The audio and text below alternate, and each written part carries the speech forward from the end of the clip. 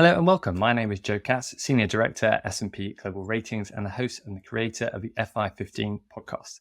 On this episode, we have Mohamed El-Erian, President of Queen's College, Cambridge, and advisor to Allianz and Gramercy, and Sudeep Kesh, Chief Innovation Officer at S&P Global Ratings. So a quick reminder that the views of the external guests are their views alone, and they do not represent the views of S&P Global Ratings. Mohamed, welcome back.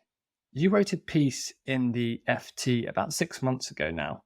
It was called How Gen AI Will Change Asset Management. What are your current thoughts on this really broad-ranging topic? So I'm a believer that AI is a transformative innovation, that it will impact a lot of what we do. I think asset management is among the sectors that will be significantly influenced by AI. There is low-hanging fruit that is already being taken advantage of, but it is the higher-up fruit that is really exciting. And that is to go from reporting to actually enhance analysts and enhance portfolio managers in achieving their missions. Perfect. Thanks, Mohamed. Sudeep, your research lab at S&P is primarily concerned with things like AI adoption, governance, and risk in a whole heap of industries, really. What are some standout examples that you're seeing in your own research? Yeah, I think it's a mix of actually exactly what Mohammed described. I think about 2/3 of companies, publicly traded companies now tend to be just kind of early in their adoption. So they're really thinking about how do I use AI to teach me about AI? And what I mean by that is a lot of industries are basically looking like in banking or asset management, things like fraud detection and any kinds of aberrations for risk management, things like that, where we've actually had quite a history of using machine learning in these spaces. So now it's basically taking existing processes and looking to AI to lend some level of automation.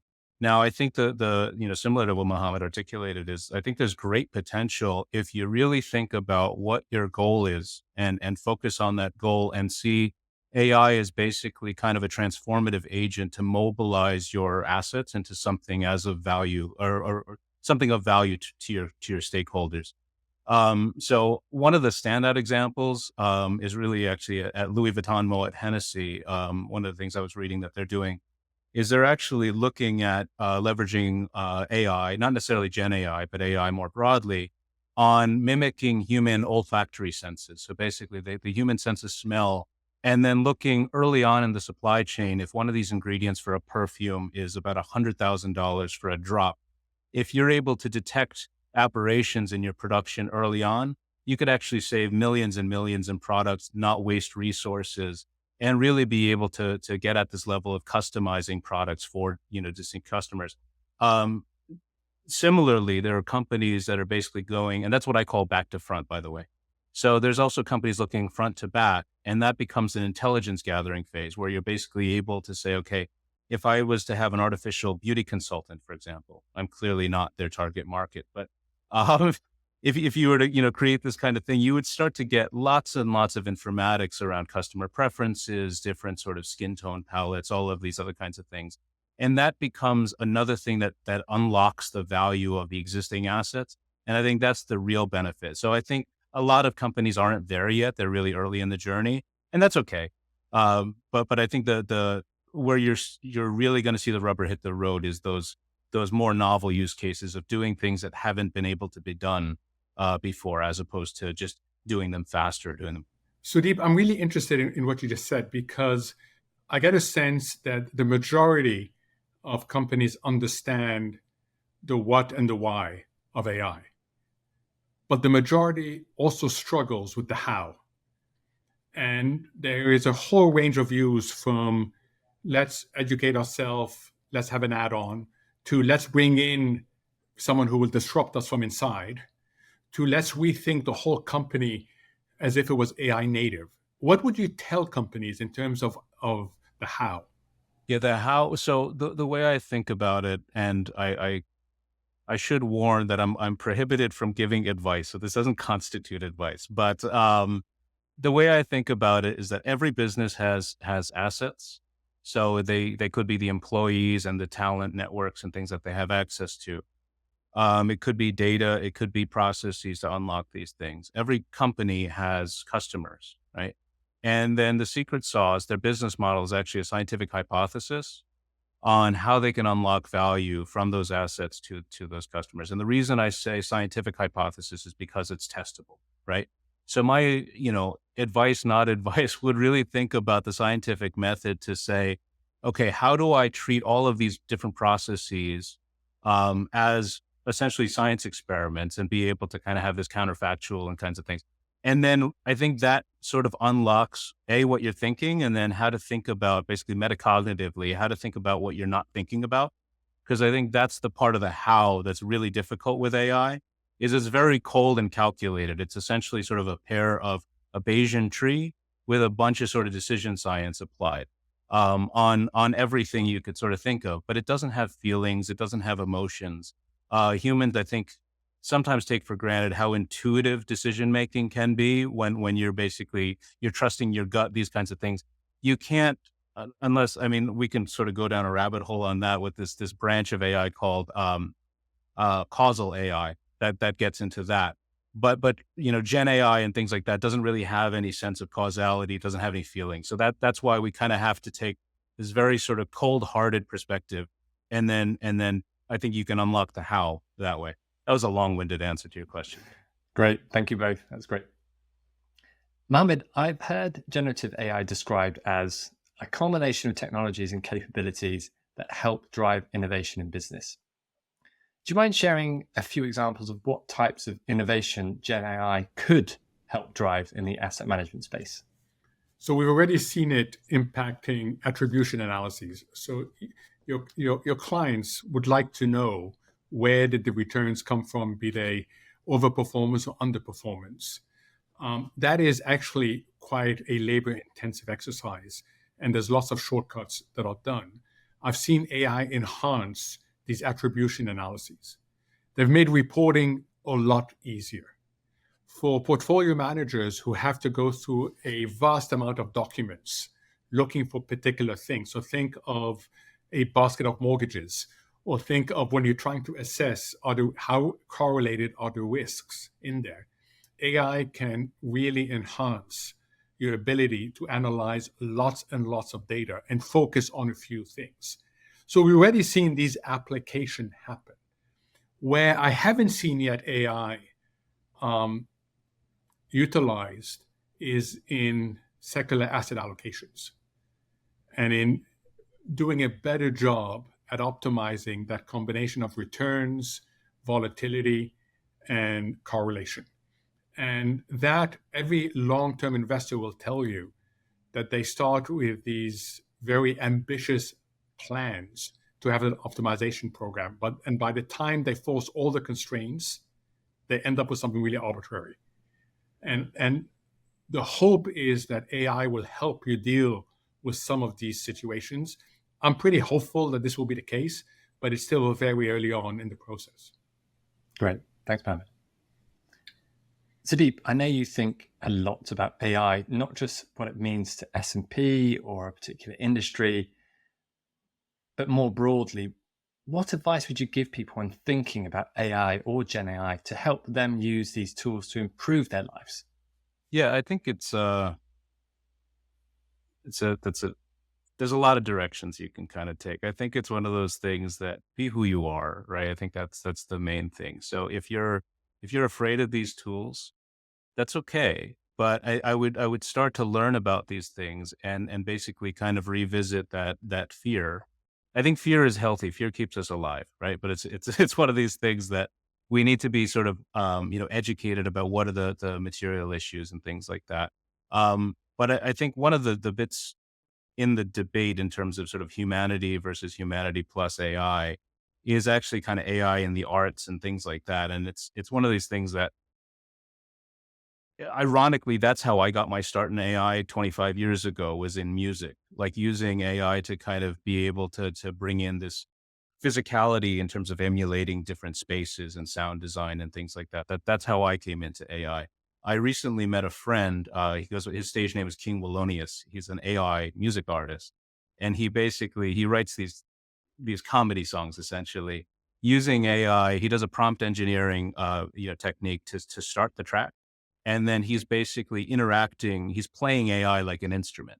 And I think that is really hugely illustrative of human creativity, of drawing inspiration from anything that is of of Earth, whether that's a traditional music instrument or AI. So I don't think that these things are substitutes for each other. I think it's one of those things that we just have to treat the world with all of these technologies in it and then operate within their boundaries. Now, I think, with the fear thing, going back to the fear thing, like these things can be dangerous, right? In the wrong hands and so on. And that's fine, like to recognize that fear is there, but we still need to do something about it. And I think that the key is education and being able to really be disciplined about it. Mohammed, I don't know if you're actually, what your advice would be. I think that would be really valuable for the audience as well. So I will just quote a couple of situations. One was when someone from industry came to speak to our students and made a wonderful presentation. And then, of course, the first question was, how can I enhance the probability of getting a good job? And that's what the student asked. And the answer was, learn to speak to AI, learn to interact with AI. And I thought that's really interesting. And I didn't think twice about it. And then a few weeks later, I was in a meeting where someone from OpenAI was presenting. And then someone, it was a round table, said, look, I just asked ChatGPT, what question should I ask you? And they gave me this banal question to ask you. And the person from OpenAI said, that's because you didn't provide the context. So put in these 4 things. And they put in, I am in a meeting with so-and-so and so-and-so. I'm listening to presentations with so-and-so whose background is so-and-so. Put in four little prompts, if you like, and then ask the question. Got a completely different answer and a much more. So I think this notion of experimenting, like you say, not be afraid of it, learn to interact with it, because the more you interact with it, the more you realize, like any other tool, you have to understand where its comparative advantages. I also think, as Sudeep said, it's very important to understand this is an 80-20 proposition. 80% is good, 20% is bad. I go back from the US to Europe quite often. The US embraces the 80%, loves the 80%, wants to run with the 80%, and tends to ignore the 20%. Europe, they're obsessed by the 20%, and they tend to ignore the 80%.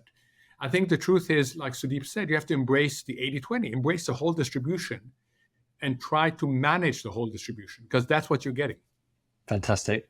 Thank you both. Mohamed, you spoke about it there briefly in terms of the risk. In terms of, there's a whole host of risks associated with Gen AI, from hallucination to data privacy or other considerations. What kind of risks keep you up at night about Gen AI or AI in general? So hallucination doesn't keep me up, because I think that as AI evolves, that risk will come down. It will always be there. I think what keeps me up at night is exactly what Sudeep said, which is a very powerful tool in the wrong hands. That's what keeps me up at night. And I can tell you it's complex, and it's making people think. I'll give you another example from education. People discovered that when they interviewed online, it leveled the playing field, that socioeconomically, you were actually having a much more inclusive platform. However, now there are tools that literally you put under your camera that listens to the question that's being asked and prompts answers for you. And if you're on the other end of an interview, you don't see that. So you've got to evolve how you do things, understanding that the technology in the wrong hands can be used in a way that is actually counterproductive to ultimately what you're trying to do. Perfect. Thanks, Mohamed. So now we'll move on to some kind of off-topic questions.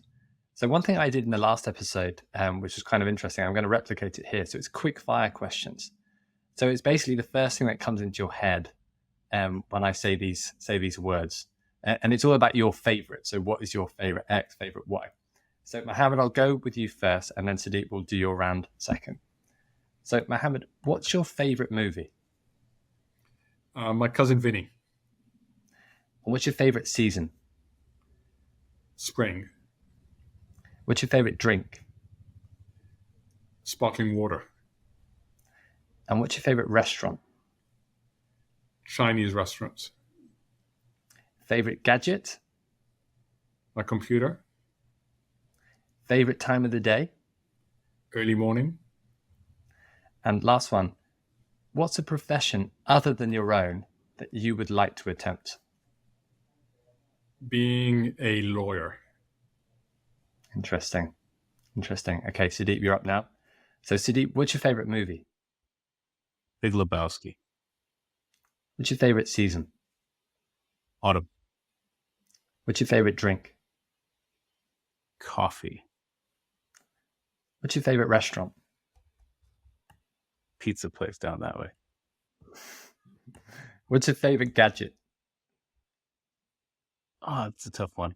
AeroPress. I'll stick with the coffee. What's your favorite time of day? Late afternoon. And lastly, what profession other than your own would you like to attempt? Time machine mechanic. May I Very point good. out that Sudeep Joe had an unfair advantage. I did have an He unfair did. advantage, yes. He had an unfair advantage. May I also point out that his answers are all consistent because obviously his love affair with coffee means that he needs a lot of it in the morning, That's right. which raises the one question: how many cups of coffee do you have before noon? 3. That's which all? is too much. Yeah. Well, That's all? yeah, it could be worse, but it's 3 and then 1 in the afternoon. So I'm at 5 before noon. Wow. I'm not sure Well, who, next time, who had to adjust. Mohamed, I wanted to talk to you just briefly about your newest book, Permacrisis, which I was actually reading on holiday a few weeks ago. Can you talk about the book, but also tell us about how your co-author, Gordon Brown, initially reached out to you in California and how that evolved into a weekly call during the pandemic between you, Gordon, and the Nobel Prize winner, Michael Spence?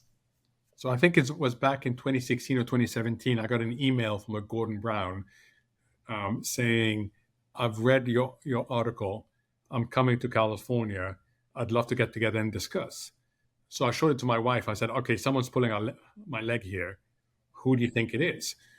And she said, well, just respond and, take it seriously. So I responded, said, of course, I'd be happy to meet.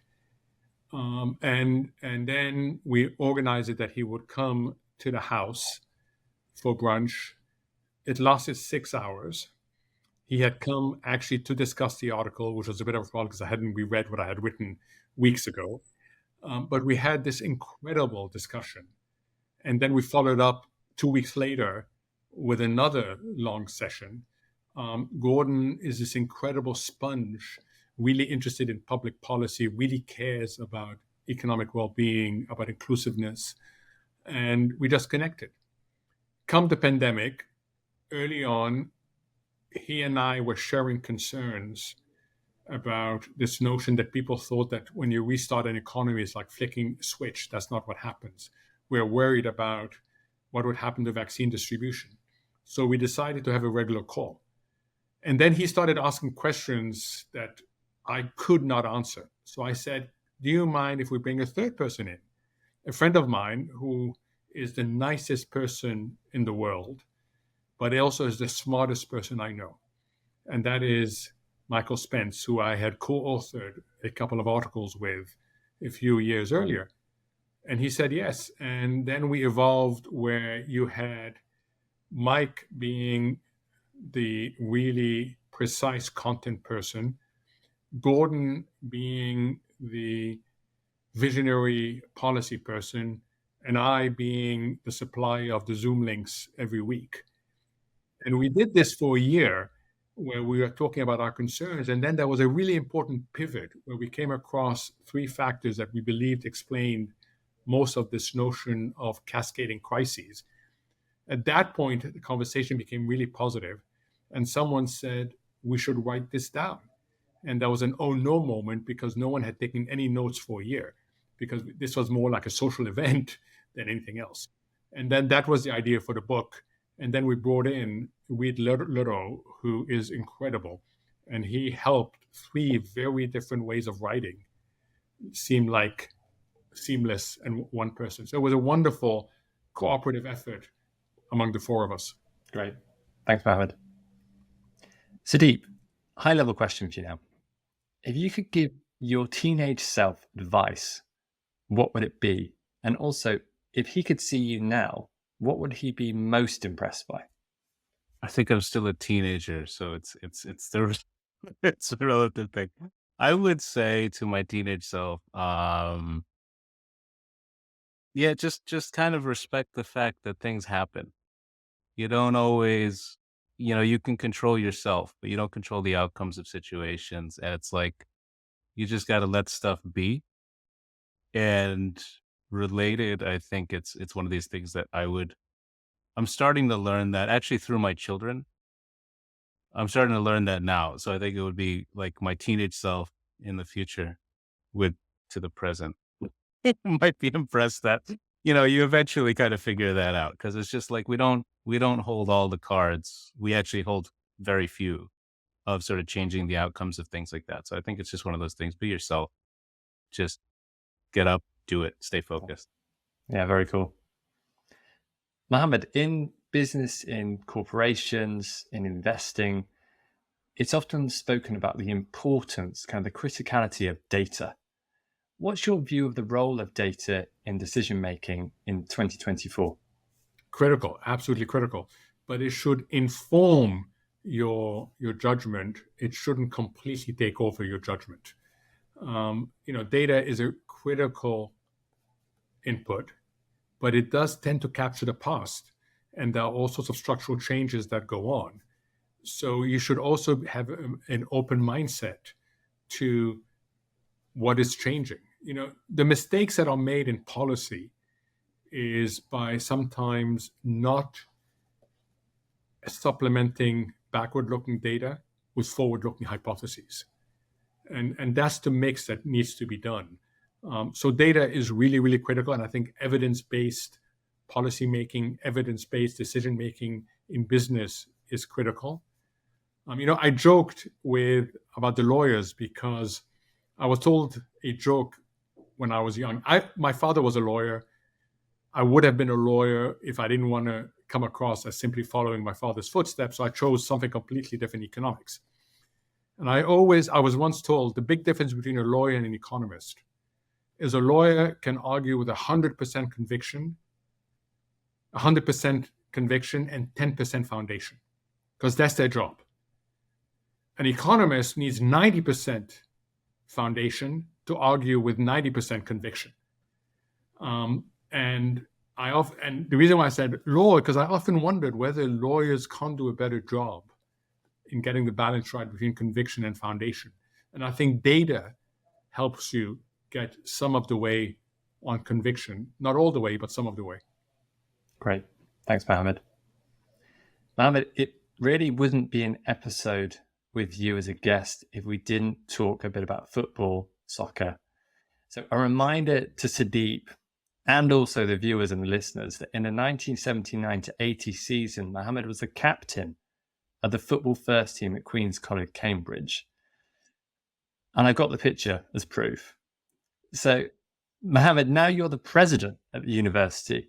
Do you get to watch much football or just generally sport on campus? Yeah, so my biggest dilemma every weekend is how to watch 4 different teams that are playing on Saturday and Sunday and are playing in different places, often at the same time. So we have the 2 male football soccer teams. We have the 1 female soccer team, and we have the 1 male rugby team. And I try to go out and see them. And they're normally playing different places. But absolutely, I mean, I love going out. I love cheering. And Joe, as you would know, you often do this in Cambridge when it's windy and rainy and everything else. The one thing I really worry about is there's a very high correlation between me turning up and the team losing. So I have to figure out what is the right approach to that. Maybe AI can help me minimize that correlation because it's really way too positive. You need more data. Excellent. And Sudeep, we spoke about this briefly before, and you also said you had some experience in this, but in your view, how could AI impact other sectors? So will we be watching AI movies in the future, listening to AI music artists, watching augmented reality, AI infused football games? Yeah, I mean, I think we already are, right? So it's part of the answer to the question. And I would go back to what Mohammed said, not necessarily 80-20, but just treat these as a continuum. So like 100%.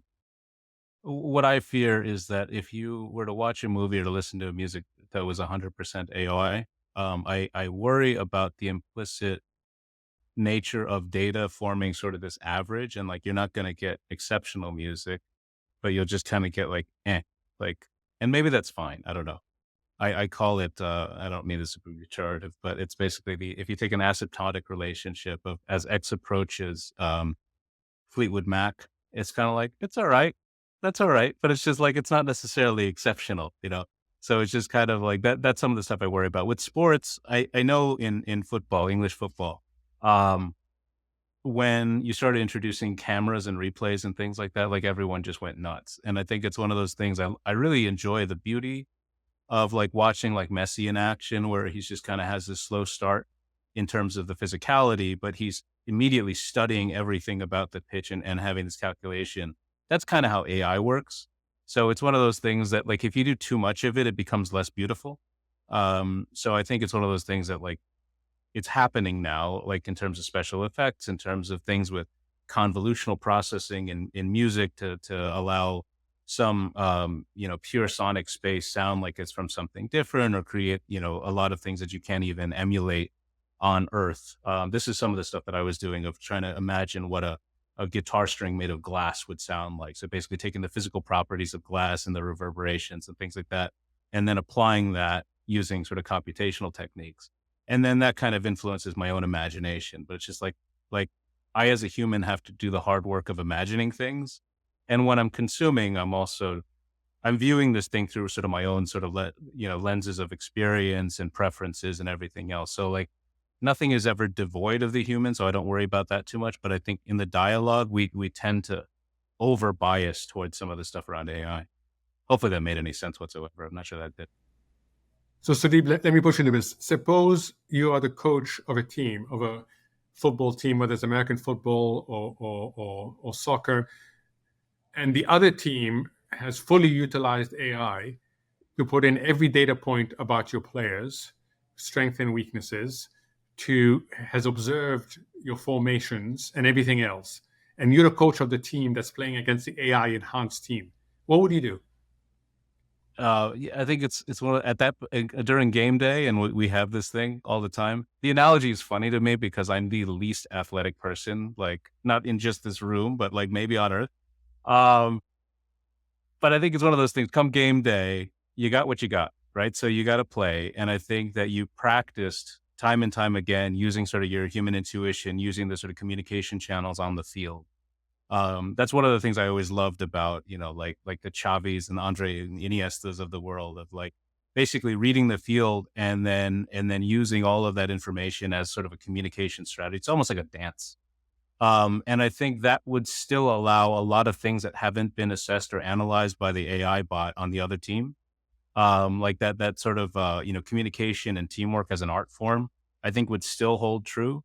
Now, I don't know how that's going to play out, but I mean, that would be an interesting match, right? Like if you say like, if people knew that, and then you can kind of say who's rooting for the AI assisted team, who's rooting for sort of the analog team. Like it would be interesting. I don't know who would win. So I thought you'd answer differently. I would thought you'd say on T-1, you would change your formation and you would take the risk of a suboptimal formation rather than an optimal formation that the other side has analyzed fully. Yeah. I mean, because I think in American football, they do this all the time, right? Like they analyze like every nuance of everything. And I don't know that it always generates an advantage because you always have, this is like all of the the psychology and the computer science games of yore to, or chess. I mean, this is chess, right? Like, but like you have all of these probabilistic and deterministic kinds of things that could sort of happen, but ultimately you have to make a choice, and that choice is unknown until you've made it. So I think it's still the same sort of dialogue in a different context. It's interesting because I grew up at university playing the game of Risk every single day. And the game of Risk is completely probabilistic led. But when people start understanding your biases, you have to act irrationally once in a while. Right. Yep. Yeah. Very interesting. Thank you, guys. Mohamed, as president of Queen's College Cambridge, you must engage. In fact, I know you engage with the students regularly. In fact, as part of the research for this question, I did some mining online, and I think it's a Facebook group which is called Mo's Bros, whereas there's a group of people at Cambridge, guys and girls, who are part of this group and just speak to each other about what kind of insights you shared. So I know this happens. So I'm interested to know, what kind of things have you learned from the students, and also kind of the Gen Z generation more broadly? So let me just say, this is the best job I've ever had. And one of the reasons why this is the best job I've ever had is interaction with students. They come to us from very different backgrounds, and they are wicked smart, as you would say in Boston. They really, really are smart. And for me, it's just incredible talking to them and asking them questions and seeing how they think. And when you are with them for 3 years, you literally see them being transformed by the environment. You see their intellectual curiosity being satisfied and pushed. And in the process, they teach you a lot. So I try to spend as much time with students as I can. That includes not just, meals. It also includes, stopping and talking to them, having them over. And I think it's absolutely transformational for me as much as it is for them, this experience. Now, I get the added advantage that I get to sit with professors. And, whenever we get someone who comes from a U.S. university who comes to Queens, the thing they love most is lunch. Because what happens in lunch, which is self-service, is you sit at the next available seat. You don't go sit on your own. You don't go sit in a group. You sit at the next available seat. So one day you'll be talking to a physicist. The other day you'll be talking to a humanist. I mean, you get just incredible experiences from people who are at the top of their field. And it's just incredible interaction between the students and the professors there. That's awesome. Fantastic. Mohamed, I know you're a board member at Under Armour, and I think, you can correct me if I'm wrong here, I think I saw an interview where you had an Aura ring on. I thought it looked like an Aura ring. But interested to know, there we go. So with that kind of in mind, interested to know how you integrate kind of health, fitness, wellness into your daily routine. Not well enough. Okay. So you asked me earlier about data. I love data. I love evidence-based. And I never understood my sleep. And then someone introduced me to the Aura ring. And the Aura ring has had two massive impacts in our lives. One is individually, which is every morning, the very first thing I do, even before I check the markets, the very first thing I do is look at my sleep. In fact, when my wife and I wake up and we said, "How did you sleep?" We said, "I can't tell you. I need to look at my Aura score first." And that's, I've noticed that it has changed my behavior, that I've done things differently in order to try to promote a higher score of sleep. And importantly, when I do miss out because I took a red eye, I understand what it is that I have to make up for. So that's number one. It has changed my approach to sleep. Number two is, like other things, you can compare and contrast. So we have a family group, and I have two daughters, and it's wonderful to me that we compete on the amount of sleep, because we want to know who has the highest score. And I remember when I was in my 20s, which are where my daughters are right now, sleep wasn't a priority at all. I wish it had been, but it wasn't. Well, the fact that we are all competing for a high score has made it a priority. It's is that recursive then? Like, meaning that it's just kind of like, okay, like I wake up in the morning and I didn't get enough sleep. So I know I'm ill equipped to make good decisions in certain contexts. So I'm going to refrain from doing that. But it also creates an incentive to say, look, today was a less than optimal day because I hijacked myself by not sleeping. So I want to get more sleep in order for tomorrow to be a better day. Is that more or less how the thought process works? I wish it was. That's why you're the innovation officer, because you think that way. No, mine is very simple. Is there are different metrics. They measure different metrics of sleep: your REM sleep, your Yeah. deep sleep, your restfulness. So I look at what didn't happen, and then I try to figure out why is it that I was so restless during the night. Okay. What is it? And it's often because I read an email before going to sleep or something like that that my mind kept on thinking about.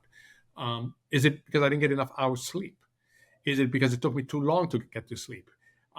So what I try to do is incorporate the data and try to change my behavior so that the next day, the next night, I'm better. But no, I don't. I don't do the advanced science that you do. That I wish for. I don't do it either. It's interesting. I've got a similar one of the, again, not an endorsement of the company, but I've got this thing called a Whoop, and it's very similar to the Aura Ring in terms of kind of like sending the data of the sleep and recovery and if you can push yourself or not. And the one interesting thing, you're right in the fact that it changes your behavior. And the one example I have personally is that I found that if I don't eat or drink anything after 7 p.m., it incredibly improves my sleep score. So, and that's one, I did it kind of just randomly, kind of by mistake, I guess. And then it had such an impact that, I just repeated it. And now whenever I can, let's say 5 days out of 7, I've made that change in my life just because of the data based off the Whoop, which is kind of scary, the power that it has. So will you not accept a dinner invitation at 8:30 at night? No, that's the thing. I try and kind of keep the kind of 70%, 70 to 80% rule with kind of health and fitness. So I think, okay, I'll be good these areas, but I don't want to kind of sacrifice to an extreme. But it is crazy how kind of just tracking the data and being visible and it popping up every morning on your phone, it changes your behavior as a human. So it's so powerful. It is, absolutely. Sudeep, we've spoken about Gen AI throughout the podcast so far. I'm interested to know how you're using Gen AI in your personal and professional life at the moment. Sure. Yeah. So Gen AI I use less, admittedly, than what they call discriminative AI and things like that in terms of machine learning for work.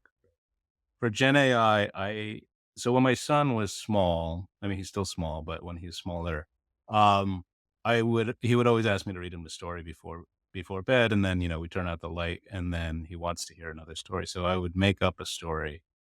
And I would try to incorporate just different elements from his day. Now, I think as he kind of ages, then things get more complicated. So I said, let me try asking ChatGPT to come up with a story using certain variables. And it'll be, like electric cars, bunny rabbits, and the band Paramore. And then it was like, okay, what do you come up with? And what I found, I've tried this like again and again with a bunch of different variables. The thing that's the stories can be pretty good, like in terms of like little plot twists and stuff like that. So like in personal life, I'll use it for that. Sometimes you can start to see a pattern pretty quickly after like you have about 3. It's inspired me to kind of, just try again, just naturally of just kind of coming up with stuff.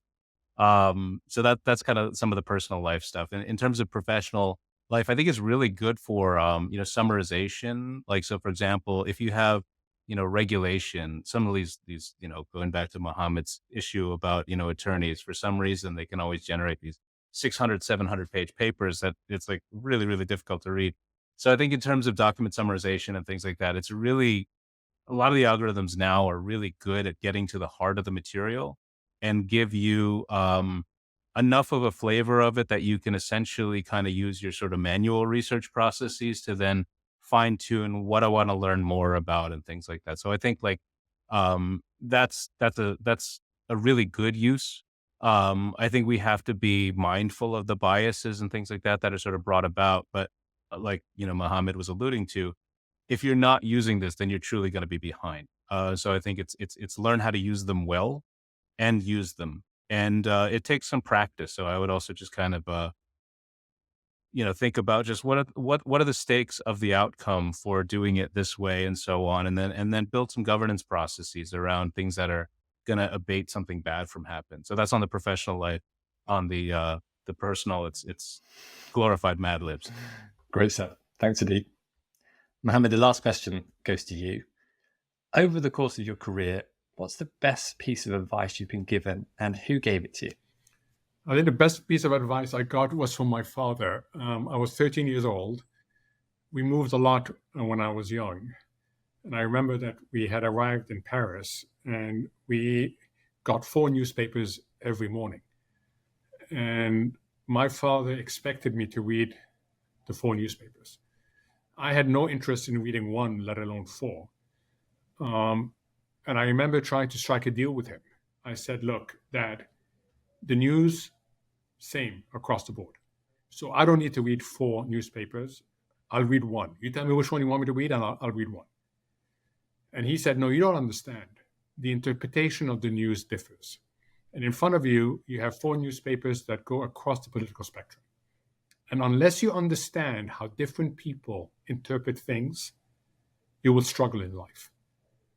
And that, for me, was an incredible insight in terms of, it's not, you do need to keep an open mind. It's really important to have this cognitive diversity almost hardwired inside of you, because it's hard. It's really hard. And, I'm glad that my father was so insistent when I was 13. I can't imagine telling my girls now to read 1 newspaper, let alone 4. But for me, it was really, really important advice. That's fine. Do you find when you're talking to students, are they practicing that? Are they seeing the level that you do in terms of the need for cognitive diversity and just being able to just experience life with just different friends and different people from different walks of life? Are you finding that with the students? I find that you have to structure it. You have to let structure do the heavy lifting, because in the world we live in today, you will tend to go to one point of view. Because social media, as we know, is a big driver of this. And it's understandable. They're just trying to curate for you what you're seeing. So they reinforce whatever it is. So you have to use structure to do the heavy lifting on this. And that's why we stress cognitive diversity so much.